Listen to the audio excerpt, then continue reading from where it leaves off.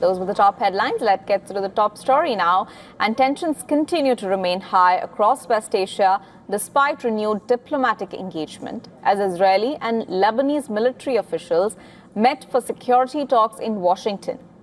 Israeli forces pushed deeper into southern Lebanon, inviting a fierce retaliation from Hezbollah.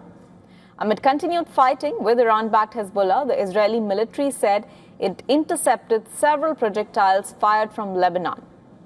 One missile reportedly landed in the Kiryat Shmona area in the northern Israel, triggering air raid sirens and emergency alerts across multiple communities.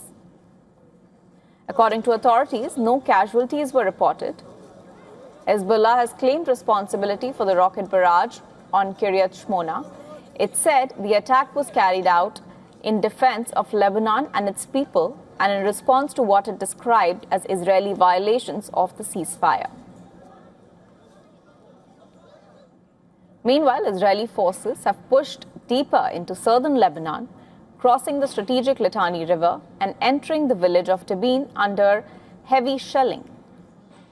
Troops also engaged Hezbollah fighters in intense battles in the villages of Yomor and Zavtar al-Sharqiyeh near Nabatiyeh, an area that has emerged as a key flashpoint in the conflict.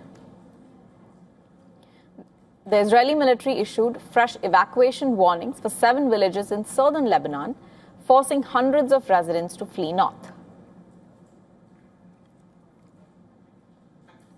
From here, the battle against Hezbollah in the north is being managed. And I must tell you that there are very impressive results here. Our forces have crossed the Litani. They have moved up to the commanding terrain.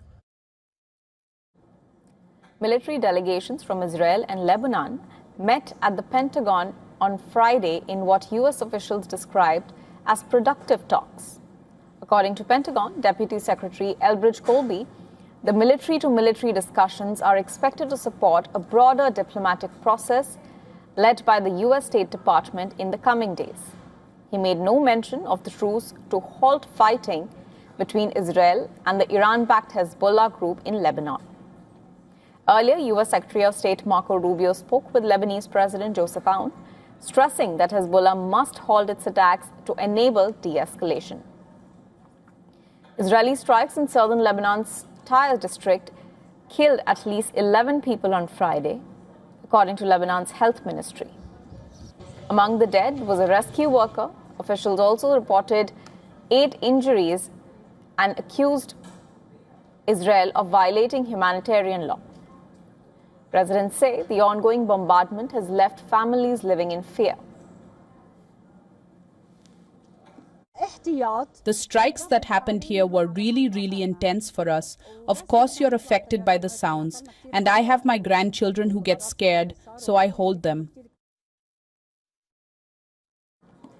Meanwhile, in Gaza, Hamas accused Israeli Prime Minister Benjamin Netanyahu of violating the October ceasefire agreement after he announced plans to expand Israeli control over parts of the Gaza Strip. United Nations also reiterated that Gaza should remain fully under Palestinian control.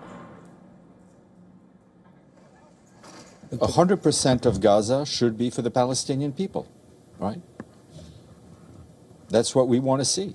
And we've been calling on Israel to pull back from its occupation, from the so-called Yellow Line, and that will continue to be